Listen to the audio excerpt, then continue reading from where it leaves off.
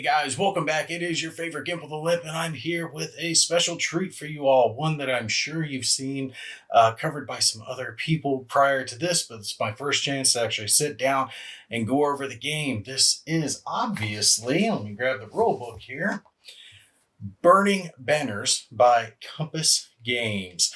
It's by Christopher Moeller. Hope I'm saying that one right. Rage of the Witch Queen. This is different than their usual run-of-the-mill type games. A lot of their games, Hex and Counter War games, area control, strategic, tactical, they run the gambit. They haven't done a whole lot of fantasy stuff. They've done just a wee bit, but not a huge amount of it. And they jumped in full bore with this one. To be quite honest with you, I don't even know where to start. There's so much going on here. There is literally just a huge amount of gameplay. I'll tell you right off the bat, I don't even know the story to this game. There are so many pieces. There is the rule book, there's a campaign book, and then there's even a little story book that comes with it telling you little blurbs about all the different factions and the story of what's going on. I haven't read that yet. I got into the rules. I got into the campaign book. I got into the nitty-gritty of how you're going to play the game. It is a fantasy game. You've got dwarves, you've got undead, you got orcs, you've got goblins, you got stuff like that. They're using swords, shields, bows and arrows, magic spells, all the usual accoutrement that you're going to find in a fantasy game, and they're trying to bash each other to death. That's pretty much all you need to know. That's all I need to know. It makes me want to jump into it. So let's do this review like I usually do. We'll touch on the components of the game, and then we'll briefly go over how the game is played. When it comes to the components, you can obviously see from here, they are gorgeous. The map is beautiful. It's thematic for the type of gameplay that you're having. With a fantasy game, you want a fantasy-looking map, and I think they really nailed it with this one. And the map is tremendous. This is not the map. This is 1/4 of the map. I've set up campaign number 3, which has Fjordland. It has the Vikings fighting the goblins. 2 factions, 2 out of the 6 fighting in this. And this is the upper left portion of the map. I even had to turn it sideways just to get it in. And it's mounted. So 4 of these makes up the entirety of the map. You can have up to 6 players. Now, of course, you can have 2 players playing both sides, whatever. You're always going to have 2 factions, two forces going at each other, but there are 6 separate factions included in the game fighting, and the maximum map is, like I said, 4 times the size of this, and they are all mounted. They are all just as beautiful as this. This one does tend to have a little more ocean, a little more river involved in it than some of the other map pieces, and I think that kind of leans towards the Vikings because they have a special ability that helps them when it comes to navigating the seas, but we'll touch on that later when we start getting into examples of play. So besides the maps, we have a bunch of dice that come with the game. You're going to have 2 different types of dice. You're going to have your white D6s, and then you're going to have your black D8s. This is correlating to the attack power that is on the units. We'll touch on that later. But the white or the weaker dice, the black, have the chance to hit higher numbers and do more damage and potentially crit, as the case may be. But there's plenty of these that are going to be included for the game for all your different forces. Some units will have a couple of white dice and a black dice, so they can have 2 black dice that they roll. It's all going to vary depending on the unit that's performing the attack and any potential bonuses that they have. There are a buttload of cards that are going to come with the game, covering a whole wide variety of different things. Things like your spells, your treasures, your different units, and even setup cards. I thought this was something nice that they included as well. For each of the different campaigns, you're going to have, hey, this is how you can set the game up. So if you don't want to do your own individualized purchasing, picking what units you're going to start the map with, you can go by their preset units and just bam, jump right into the game. You don't have to do any choosing. It tells you what unit and where to put them on the board. So you're going to have these for all the different campaigns that are in the map. And besides that, you're going to have different cards for each ones of the different factions that give a little blurb about what their special abilities are, how they're going to play. So this lets you know each one of the factions' specific special abilities and special rules that they're going to have associated with them. For example, our goblins here, they're going to be in this match, don't really have income. They don't have cities that they control per se to gain income like our Vikings do. The goblins gain money from raiding other people's villages and razing and looting them to the ground. They actually receive a bonus in the income that they get for looting opponent cities versus the rest of the nations who don't get that bonus. Besides that, we've got a couple of these little sheets for each one of the different factions that shows off some of their main hero units, like our Vikings here. I know it's called the Fjordland, but I'm going to mess up saying that. So, heroes of the Fjordland and the heroes of the Goblins. A couple of poster sheets, and like I said, you got a couple of those for each one of the different factions that are in the game. What all factions do we have in the game? Well, we can talk about that as we talk about another part of the components that is just beautiful. I love it. I love it. I love how they did this.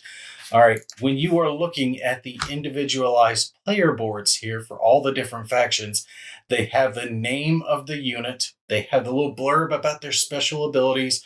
They have the little spot down here where you're going to put monster control. We'll do that when we get into examples of play. And then for each one of the different types of units, and over here, it's embossed, it's recessed, so you can place the counters in here and it will hold them. So, like the monies that you'll have will be put over here in their markers section, and then all the different units will have their counters, and you stack them up here so you can keep track of exactly what type and how many of all the different units that you have. And you have a little notch here for your hero units because each faction is going to have a handful of hero units. Now, when it comes to the factions, like I said, we are going to have the orcs. We are going to have the Oathborn, which from everything that I can see, they're dwarfs. They're dwarfs. They like to mine. They like to do dwarfy things. They like to chop things with axes and shoot people with crossbows. They're dwarfs. They're exactly what you expect with dwarfs. And actually, I just noticed they have a lost city of Khazud. That is unique to the Oathborn. I hadn't noticed that previously. You know, I'm stumbling across neat little things like that. Oathborn, I like this faction too. We have the Eastern Empire, and like I said, I haven't read their blurb yet, but from what I can see, I really get an Amazon feel from them. They got light cavalry. They've got berserker type units wielding like double axes. Now they do have cataphracts, so they've got some heavily mounted cavalry, but a lot of their units are lighter spears, light bows, spear and shield, stuff like that. Light cavalry using ranged bows. So they very much give me that like Amazon type feel to how they operate. And then lastly, I wish I had found a, a map that I could get these guys in, but I like this scenario, so I decided to go with campaign 3. But this is my favorite, the Army of the Night. This is your undead, your typical undead. They got plague rats and wolf packs and bats and ghosts and ghouls and emissaries and vampire knights. Oh God, vampire knights! Who's not gonna love vampire knights? Oh, I love it. And this is another faction that does something different when it comes to their income and their buying of units. They place covens. They don't really control cities. They put covens into the city, and then that's how they're going to spawn their units. So basically, it's like the vampires and the creepy night crawlers creep into the city, and they set up a little building where they're going to have their units coming out, and then it imposes a penalty and a modifier to the city, but it gets them some income and a place to spawn their ghouls. Love Army of the Night. Here, so you can see it, is the Frodland. This is the Vikings that I was telling you about. You see I've got a little bit of income from the leftovers from when I purchased units, and you can see how I have all the units stacked into their respective spaces. And again, we got a little stack of heroes here. We've got their special abilities. These guys actually do great as seafarers. You can do sea movement as a special ability that everyone really has, you can travel by sea, but other units, other factions are limited in sea movement. The Vikings are not. They can do that in the middle of movement. They can move a couple of hexes and then do some sea movement and then finish the rest of their movement. That's an ability none of the other factions have. I really love that. It gives them an ability to just go everywhere. They can move across a sea map very, very well, very quickly, catch their enemy by surprise.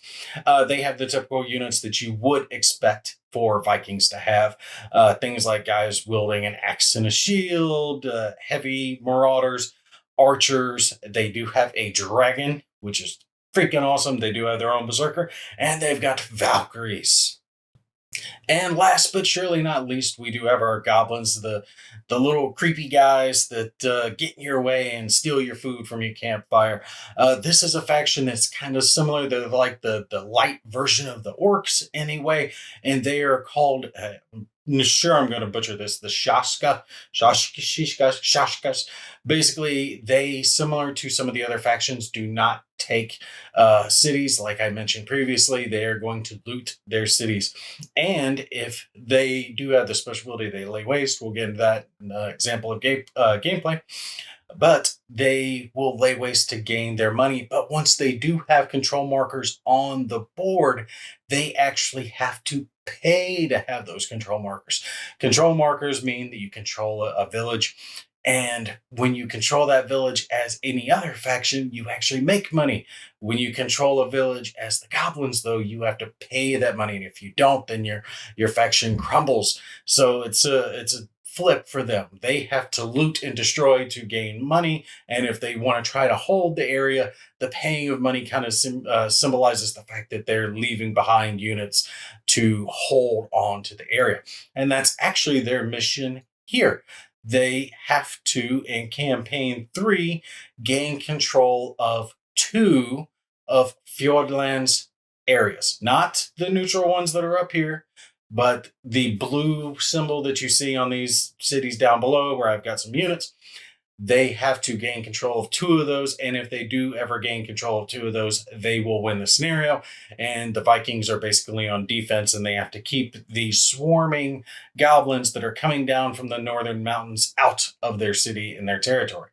And I am going to do a little example of play after this review video where I kind of play through a little bit of this campaign, let you guys see how the units attack and all the other good stuff. Here is basically our turn record track, our income track, our seasonal track, our magic track. It kind of keeps track of a little bit of everything that's going on. Up here in the top left, and actually, I just noticed, always finding something new. Unused bookmarkers. We'll touch on those here in just a sec, the glyphs. Our season track. There are 3 total years. Now, the game can go longer than 3 years, but it shows 3 years here, and it's got 4 seasons. Spring, summer, autumn, and winter. You will have a start season. So for this one, we are starting in the summer of year 1, and the campaign ends in spring of year 3. So as you go along, ding, ding, ding, as every turn goes, to keep track of it. Now, in your basic game, you don't really have to worry about the winter. In the advanced game, winter does come into play because winter is coming. But the basics of this is just your turn record, right? Keeping track of what turn you are on. Over here on our right side, we've got a couple of tracks. One is your income. We see that our Vikings have an income of 8. If they gain control of extra cities on the map, they increase their income. If they lose control of cities they already have. Now, I don't have to have control markers on ones that already have the Viking symbol. They start with that control. But if they lose it to another faction, then you will have to take it down for every city that you do lose. So you don't want to lose your cities. There is a revolt track over here to the right, but that is only for the Eastern Empire. It's one of their special rules that if the revolt level gets too high, their civilization can collapse. Over here, down here at the bottom, this is our actual turn track. We've got a marker for each one of the different factions. As they go, you'll take it down from the upper part that it's in to turn complete to symbolize the fact that they are done. If you're doing the base game, you just stop there. If you're not, that's when you start flipping these book tokens, and that will determine what type of spells and if you get spells and what's going on with that. Basically, if you get a good symbol, a glyph, then you get more spells. If you get a charm, just churn, it means the winds of magic are bad and you're not getting as much, so you don't get to draw as many spell cards. And that applies to every faction. So after every faction has a turn, you'll have your little book segment. And that does come into play too with our winter parts of the turn of the season record track, but you guys will see that when we do our example play. All right, I will see if I can, turn that just in case. I'll see if I can get some images from Vassal, maybe rip some so I don't have to zoom in, but otherwise I'll zoom in on my counter here. When it comes to the counters, they're very easy to read. It'll have whatever the unit is, its name and its picture. And the upper left, you will have its cost. That's how much it costs to produce the unit. And the upper right, you will see black and white symbols. And that simply correlates to the dice that you're going to roll. Like this unit here has 1 black and 2 white. So you would roll this in its attack or its defense when it has combat going on. And the bottom right, you see a number. Whatever that number is its movement value. When you flip over the unit, its reduced side has a little red slash to it. Some units are called fragile. Fragile means that they only have one side, so one hit kills them versus them being a 2-step counter. And this also changes that to where that money in the upper left is no longer to purchase the unit. That is the amount you will pay to get the unit to be able to flip back to its full strength side. Last thing to show you guys when it comes to the components is our magic card display. When it comes to your magic cards, you're going to have a deck of spell cards, you're going to have a deck of treasure cards, and then you're going to have your blessing deck. Your blessing deck is going to be special to every faction. So every faction will have their own blessing deck, which is their specific spells. No one else can use those. These are universal. These can be used by everyone. You get to draw spells normally. You get treasure for defeating monsters. That's why it has a little monster symbol there. Defeating sea monsters or land monsters will get you a chance to get treasure, which you can use to sell or gain its benefits. And then down here at the bottom, it's got discard spots for when you get done using the cards. All right, so how's the game play? Well, let's go over the basics. We're just going to go down our turn record track, which, by the way, is on our nifty player aid here. This one is actually very nice, very easy to read. We do have a couple of these that come, one for each side. So looking at our turn sequence, we're going to start with our income phase. Now, you'll notice that some stuff as we're looking here is red. I like the fact that they did this. That means it is an advanced rule. So if you want to do the basic game, which the basic game is solid enough on its own, it really gets, I don't want to say cumbersome, but it can get more cumbersome. So if you've got newer players, you just want to focus on the combat and trying to take control of different towns and cities and wiping people out, just do the base game. But once you've done that a couple of times, that's when you can start adding in all these red rules. Those are the ones that are going to add in things like magic and the winter is coming phase. So when it comes to your income phase, all right, so first phase of the turn sequence is the income. That is where you're going to gain your monies, but it's not always gaining your monies because for some factions, it's actually spending monies. It talks about here the Shashka kingdoms. Shashka. That's Shashka. I'm going Shashka. Now, this is a chance where the Shashka, so our goblins up here, can lay waste to settlements that they've gained control of. So if they've got a control marker in a settlement, they can lay waste to it and they will gain that money. But remember, they're trying to take control of settlements. So they are going to have to keep control of some of these settlements and start paying money for them, which costs them. And something interesting about this game is when we look at our next phase, our activation phase, this gets into it that the active kingdoms units become ready at the beginning of this phase and you build new units.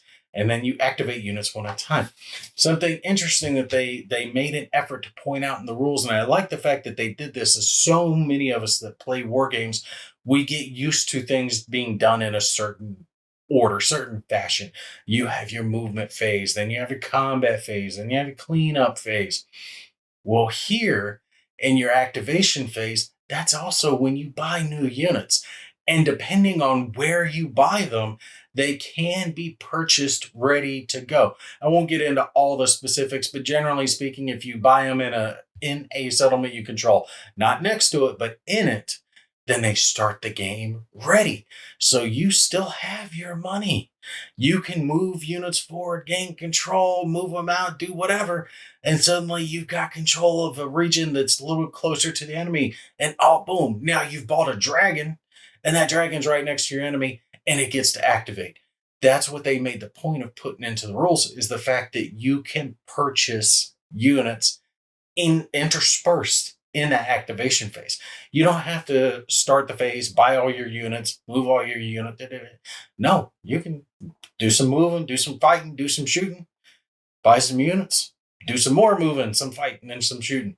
I like the fact that they made that point to try to get get the mindset out of the player's head that they can operate in a fashion different to them, which can open up different strategies to the game. And just to go over very quickly, it lists down all the different actions that you can perform. When it comes to actions, there's actions and then there's free actions. Each unit is only going to be able to perform a single action. So they can move, then perform an action. But they can do free actions kind of freely. And some units do have ship movements as like free action. So it's the whole thing. You got to make sure you know what's going on with your units. When it comes to the actions themselves, obviously attacking, whether it's a settlement, whether it's a monster, whether it's an enemy army, that's going to be a action. You can pass, you can perform ship movement, you can recover. That is paying to flip a unit back to its full strength side. And you can work a mind. That's an Oathborn thing that's specific to that one faction. And you can also do what's called commanding a monster, but commanding a monster is monster is one of those advanced game actions. When it comes to the monsters, basically, if one player activates and they activate a layer, that monster that's activated is going to be under the control of the enemy kingdom and vice versa. When it comes to your free action is going to be things like place control marker, place raised marker. That means you're burning down a village. Perform ship movement only for the Fjordland. I love the Fjordlands. Love Vikings. Long live Ragnar. For them, ship movement's a free action. That's how they can move across the board very quickly. For all the other factions, if they set sail from a port or coastline, that's an action. They're done afterwards. Not these guys. They can sail across the seas and then still stab you in the eye. God, I love the Vikings. Also, you can remove a race marker, loot, or regenerate. One thing I hadn't talked about yet is the regenerate. Regenerate is a special ability you're going to have with very specific factions, like the undead. The undead have the ability to heal themselves, so they can flip back without having to pay money sometimes. Excuse me, they do have to pay money, but they have it easier for them. That is like a free action versus recover being a action for the rest of the units. That is what I meant. That is also when you're going to do your magic stuff. You can do that as free action, play a magic card, play a hero power, or sell treasure. Now, very quickly, just to touch on the winter thing, like I said, winter has a lot to do with the spells. It has a lot to do with the magic that goes on. And that is going to be when you do the silent tide, is what they call it. It's basically the churn and determining what level of spells and how many cards players get. Drums in the Deep, that's remove all defeated monsters from the map, reopening those layers for exploration. Layers are things like this over here that have our little monster symbol. I'm trying to see if there's a ocean one. I wouldn't believe there's not an ocean one on this map. I so expected there to be an ocean one. We got another one over here, the Frozen Tome. So we do have a couple of monster layers that we can potentially see in our game. Oh, I am so shocked there's not one on this map, not a sea monster. But besides that, when it comes to winter, you sell treasures, reshuffle any of this discarded decks for your spells, treasures, and advance the season to the next year. Lastly, before I get into the thoughts of what I think of the game, I want to give an example of combat. And I'm just grabbing 2 units here at random. Let me put them in just some blank hexes so it doesn't really matter. If you've got units that are attacking each other, right, you're going to total up your dice, which, like I said, for our Viking here, he would have a couple of white and a black, and our goblin would have 2 white. Now, when it comes to regular combat, there's going to be like a simultaneous attack, right? So what you're looking for is successes on the dice, and a success is going to be any 5 or greater on either of the dice. Doesn't matter if they're black or white, you're looking for 5 or greater, which is obviously why the D8s are better. You have a much better chance of rolling that higher number. 7s are critical hits. If you get a critical hit, you will roll an extra white die, and you're going to look to see if that white die is a success, which means you want a 5 or 6 on it. If it is a 5 or 6, it's going to be considered critical, and it gets added to the total. But for example, here, let's just say that our goblins and our Vikings here fought, and these were our totals. You have a single success for the goblin, and you have 2 successes for the Viking. That doesn't mean that the Viking takes 1 hit and the goblin takes 2. You look at what the difference is for the victor. So the victor here is the Viking.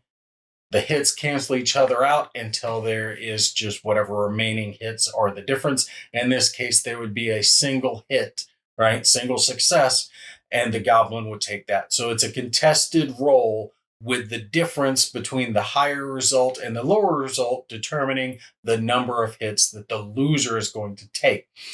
There's also things called strikes in this game. Strikes come into play when there are ambushes. Ambushes are things that can be done by specific units. They do have a symbol on them. For example, our little goblin here has the ability to conduct a strike. A strike is done before the enemy. You'll still roll your combat dice, but no matter how many successes that you get, you can only cause a single point of damage. And if the unit survives that is taking the strike, they do have the chance to strike back against the enemy. Now, besides that, if you have a unit that is ranged, you would think that ranged would be able to hit the opponent before the opponent could hit them. No, combat would still be done the same way. You're still going to have the contested roll. The benefit with ranged is that they actually win ties. That's the bonus that you're going to see with ranged units, but there are some special abilities that will come into play and spell cards and the like that will give ranged units other bonuses. For example, our ranger units for the Vikings, if they are fighting in a forest hex, they actually gain a bonus to combat and they would receive an extra white dice. Now, besides that, with combat, there is the chance for spells, so battle magic, to come into play. For that, you will need a unit that has a mage symbol on it. Most hero units, for example, our little goblin character here does have the mage symbol. That's that little star looking thing down at the bottom left corner. But to be able to cast magic, generally you're going to have a mage involved in combat. Also, you can have combat against empty settlements, right? So any of these little villages spread across the map, if they don't have a unit defending it, it does not mean that it's defenseless. Depending on the type of settlement, it will determine how many dice it's going to roll. If it's a small settlement, it just has a basic garrison of 1 dice. If it's a city, it gets 3 dice. Besides that, you will notice that some cities across the map have what looks like a little castle symbol next to it. That means that it's fortified, and it actually gives a negative modifier to units that are attacking it. So when they roll their attack dice, they will have to subtract 1 or 2, depending if it's fortified or magically fortified. That's why you have things like our siege engine units, which can attack other units, but generally you're not going to use them for that. You're going to use them to attack settlements, and they actually remove the bonus that fortified settlements get. That's why it has that little red symbol down the bottom left. It will take away either one -1 or two siege units will take away a -2 from a magically fortified settlement. Lastly, when it comes to our settlements, we do have some that are ports. They give an extra bonus to sea movement. So normally, if you just jump off a coast and start sailing, you can only move 3 hexes, whereas Vikings can move 5. If you go from a port, though, you can move up to 6 hexes, which I believe it's 7 or 8, something like that. I can't remember. I have to look. I think it's 8. The Vikings get a bonus for that as well. But generally, if you leave from a port, you get to move farther with your sea movement. So that's the general gist of the game. I haven't covered near everything by any means. There's so many different types of units. I haven't even shown you guys all the different types of spells and the cantrips and the like that can get involved with it. But it gives you a basic gist of how the game's going to be played. Like I said, you do have the basic game and the advanced game. So if you want to start right out with the basic, not worry about things like spells and winter is coming, you don't have to worry about that. But if you want monsters and spells and treasures, you can throw it all into your game. So, what do I think of Burning Banners now that I've got my hands on it, got to spend a little time with it? Well, I'll tell you right off the bat, just like I would expect from Compass Games, components are excellent. Excellent across the board. The counters are thick, they're pre-rounded, they're sturdy, and they are beautiful. Plus, they're fairly simplified. I was worried that with this many factions, this many different types of units, that it would become unwieldy. While I love games like Core Space, one of the problems with it is it has so much symbology, symbolism. Yeah, I'm thinking of Boondock 6 now. It has so much symbolism in it that it becomes unwieldy to remember what any number of the symbols mean. Here, they streamlined it. You've got ranged, you've got mage, you've got flying, you've got huge, feral. I mean, there's really not too many, and most of it is very easy to understand when you're looking at the counters, and especially what their combat rating is. Black or white, and how many are there? Boom, it's real easy. The rest of it, if it's modified by your terrain effects chart, which is shown right here. Certain things like wilderness terrain will get you an extra bonus white dice. Yeah, great. It's easy. It's very streamlined for the amount of information that is going on with all these different components. However, I will say when it comes to magic and how that's handled, I would take your time with it. That's probably the most unwieldy aspect of it. And I did find the rule book to kind of get wordy and almost tongue tied a little bit in and of itself when it was explaining how magic operates. There were a few points in the rule book where it's talking about a subject that it hadn't really explained yet.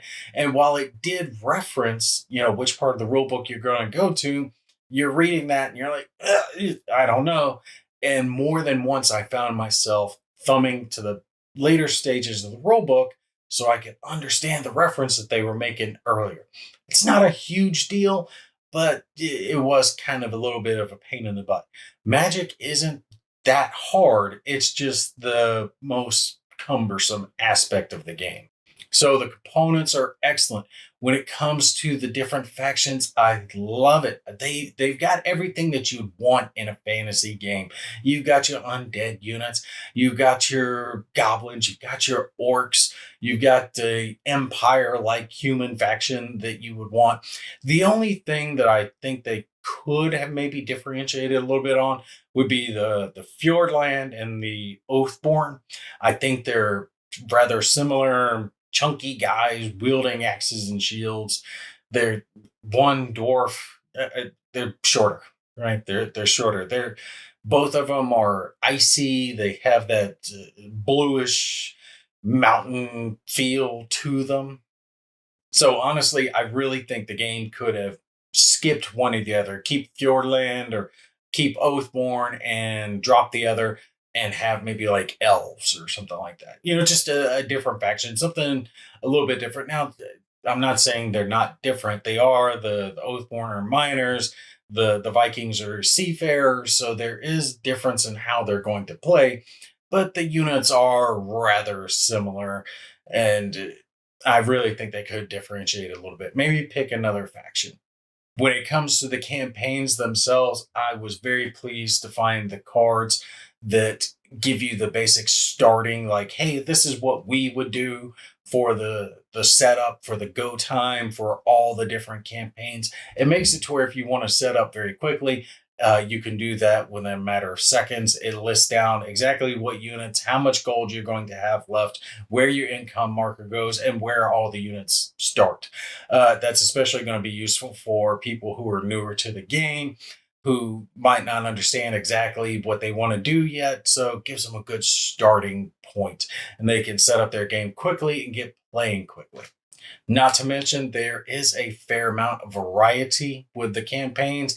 As I read through them, they all seem to have different enough goals. The missions didn't feel samey, and it expanded and grew as you flipped into the later campaigns of the campaign book to the ones that are going to take all four map pieces and have all six factions battling over the entire thing. You know, like a grand campaign that obviously would take more than the 3 years the season track has. But like I said, you can flip that over and go. Actually, I'm going to show you here.